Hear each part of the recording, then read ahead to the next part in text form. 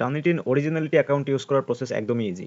প্রথমে আপনারা হচ্ছে আপনাদের এক্সটেনশন থেকে ওপেনে ক্লিক করবেন, দেন এখানে আপনাদের হচ্ছে লগ ইন পেজটা ওপেন হবে, তারপরে এখান থেকে আপনারা লগ ইনে ক্লিক করলে মানে এক্সটেনশন থেকে আবারও লগ ইনে ক্লিক করলে আপনার হচ্ছে অরিজিনালিটি অ্যাকাউন্টের ড্যাশবোর্ডে নিয়ে আসবে, দেন এখান থেকে হচ্ছে আপনারা লঞ্চে ক্লিক করবেন।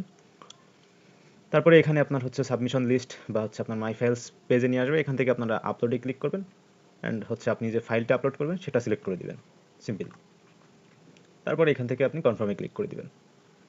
এখানে আমি যে ফাইলটা আপলোড করছিলাম এটা হচ্ছে টেস্ট ডট ডক্স। তো এখানে 1 মিনিট বা 2 মিনিট টাইম নিতে পারে সিমিলারিটি রিপোর্ট আসার জন্য। একটা রিফ্রেশ দিবেন। হ্যাঁ, এখানে রিপোর্ট চলে আসছে 39%, এটা দেখাচ্ছে রিপোর্ট। তো এই রিপোর্টের উপরে ক্লিক করলে মানে পার্সেন্টেজের উপরে ক্লিক করলে আপনার ফুল রিপোর্ট ওপেন হবে।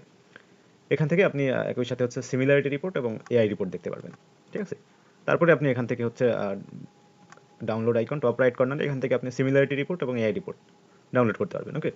তারপরে আপনি যদি রিপোর্ট ফিল্টার করতে চান সিমিলারিটি রিপোর্ট, সেক্ষেত্রে আপনি এখানে দেখেন ফিল্টার অপশনে যাবেন। এখান থেকে হচ্ছে আপনি কোনটা বাদ দিবেন বা রাখবেন এগুলো আপনি সিলেক্ট করতে পারেন। যেমন এখানে হচ্ছে ফার্স্ট অপশন করা আছে, এক্সক্লুড করা আছে, বাকিগুলো টিক দেওয়া নেই, তার মানে এগুলো এক্সক্লুড করা না। দেন আপনি চাইলে এখানে exclude quoted text, exclude cited text, exclude small message এগুলো বাদ দিয়ে বা যদি কোনো কিছু করতে চান সেক্ষেত্রে আপনি এটা সেটিং ঠিক করে অ্যাপ্লাই ফিল্টারে ক্লিক করলে আপনার সেই অনুযায়ী রিপোর্টটা আপডেট হয়ে যাবে। ওকে?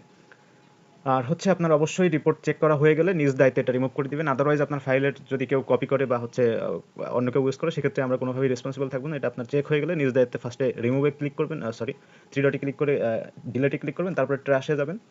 ট্র্যাশ থেকে আবারও এটা সিলেক্ট করে পার্মানেন্ট ডিলিট করে দিবেন, তাহলে আপনার ফাইলটা এই অ্যাকাউন্ট থেকে চলে গেল। এখন আর কেউ দেখতেও পারবে না, নিতে পারবে না। ওকে? Very simple process. আর হচ্ছে আপনার নিজেরাও এটা বুঝতে পারবেন, আর তারপরেও আমরা টিউটোরিয়াল দিয়ে দিলাম, এটা দেখে বুঝে নিতে পারেন। আসসালামু আলাইকুম, ভালো থাকেন সবাই।